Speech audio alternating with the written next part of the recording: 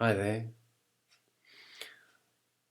This is my crude representation of the human fetus lying in the uterus. And you could say that this human fetus is evil matter, according to the Gnostic view, and that the good soul is trapped within evil matter, within this fetus, trapped metaphysically, trapped metaphorically, but certainly trapped, and that this sight of the human fetus, which usually people say to, is a sight of, or an instance, if you like, of the evil demiurge, lord of the matter, lord of realms, the realms of scarcity, lord of evil matter.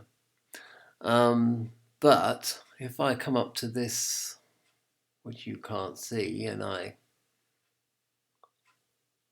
do this,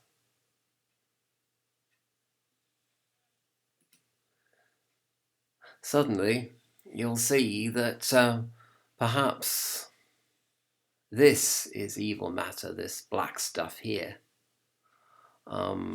This is the realm of the demiurge. This is the realm of the interaction of adversarial forces between sulfur, mercury, and salt. And this, again, is the same picture of the fetus, my crude representation. But behind it, it is almost as if you can see the ineffable light of Keter shining through the blackness, and shining through in the shape of this fetus.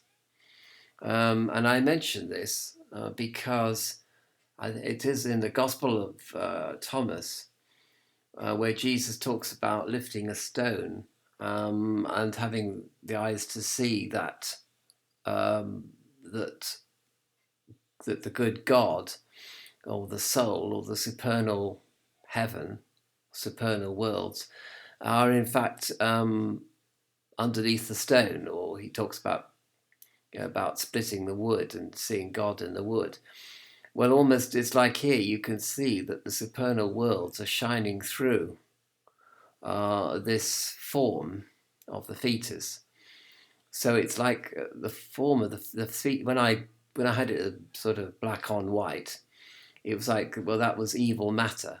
But now I've got white on black. It's like we're still in the evil world of matter, of the demiurge, but the form is also somehow imbued with a kind of with the ineffable light, the light within, if you like, and that's kind of important to understand, because it could be that the soul, um, which is supposedly trapped in the within the fetus, within evil matter, is in fact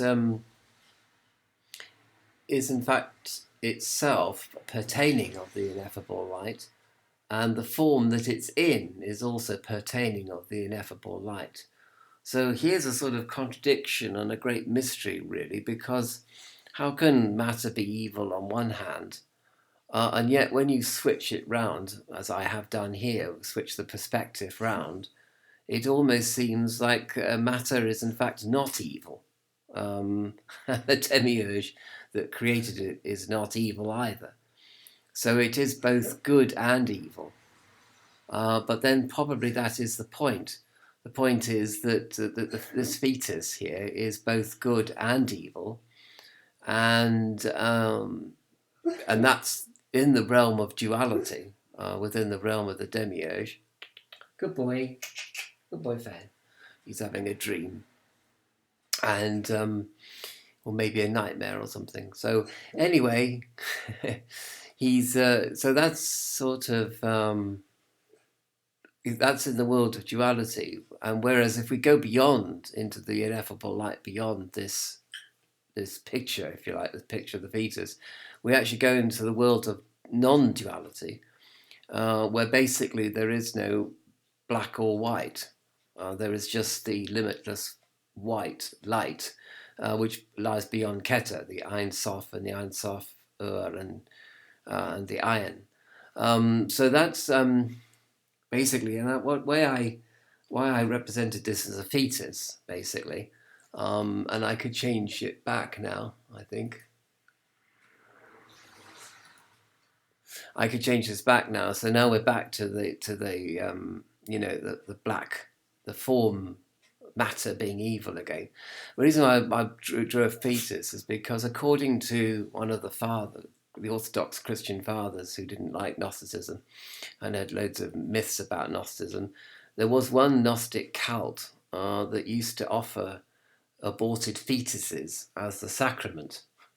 And I'm just wondering, I mean, apart from the fact it sounds rather grisly and rather degenerate cultism, I suppose in their eyes, you see, they were offering the demiurge the sacrament of a fetus, a dead fetus, which no longer contained or no longer imprisoned the soul, a soul, almost like as if to say to the demiurge, this soul has not been trapped by you.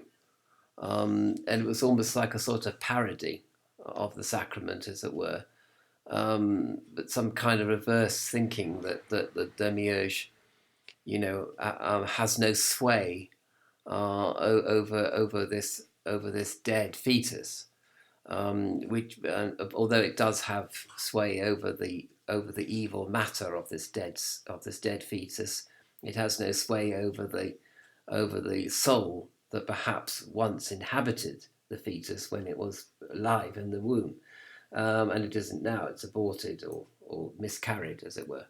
And so that's kind of perhaps a way of thinking. I'm not sure whether there was ever a Gnostic cult that did this. It seems to be kind of like pretty grisly, and it brings me briefly onto the question of abortion generally and about Gnostics and abortion, because I can't see any moral justification for abortion, except where the life of the mother is in danger. And I have met women who said they wouldn't have an abortion under any circumstances at all, even if it meant their own death and death of the child as well. Well, I mean, tragically, if both parties died, and they wouldn't have an abortion if they were raped, etc., etc. And well, you may say to me, well, that's their choice, okay? And under the U.S. Constitution, they can choose that, but they can also choose to have an abortion, and perhaps they would choose to have an abortion if they were raped, because we're talking about a theoretical situation, okay? To which I would reply, well, it doesn't really matter what the U.S. Constitution says, or what the European Union Constitution says, or what the British Constitution says, or British law says.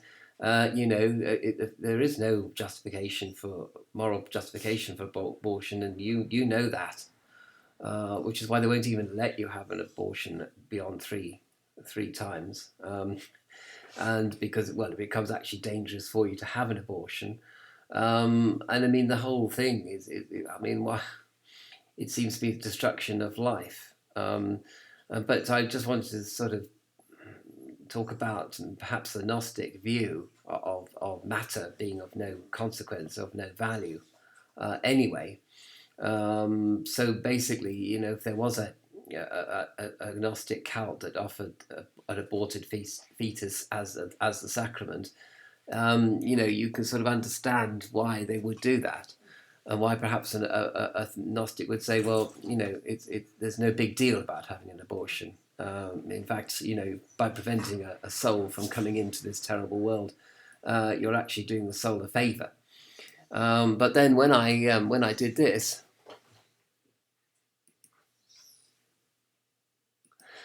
I hope you can see that despite that you can almost look at it in a reverse way. You can almost say, well, matter is evil. It pertains of this black stuff here, which I've got here, but it's also good because the ineffable light of Keter shines through all forms, all all molecules, all atoms, the atoms making up this fetus, for example. So I kind of leave it with you there. The issue of abortion and Gnosticism is very interesting, because it does raise a deep theological mystery, as far as Gnostics might be concerned. But as I say, as a Gnostic, well, as a person who believes, is a pro-lifer, I find myself in a sort of quandary over this issue, really. The US Constitution notwithstanding, never mind about the legalities of it and constitutional law. I'm not concerned with that. I'm concerned only with moral law. I'm concerned about what your conscience should tell you is the right thing to do. And it isn't for me to tell you actually what is the right thing to do anyway, and certainly not as a man. So I'm only just reporting on what other women have told me and what other women hold to be morally true as far as they're concerned, which of course I can't really comment on one way or the other. But anyway, I just thought I'd throw this interesting issue, controversial issue perhaps, and a lot of Gnostics, of course, would count themselves as being more Orthodox Christian than the Christians, in many ways. And you could say that, although I think Orthodox Christianity kind of goes back about the same, or it probably does predate certain aspects of Gnosticism, and certain aspects of Gnosticism may predate Christianity, of course. So I don't know, I don't know if it helps to say that. Anyway, I just thought I'd leave this issue for you to contemplate, really. As I said, it is up to your own conscience, really, which is the kind of the sort of Protestant view of it, really. That whatever the lawyers, constitutional lawyers might decide, or judges might decide, or politicians might decide, it's all really down to your own conscience. But let your conscience be guided by certain theological considerations, especially if you are a Gnostic.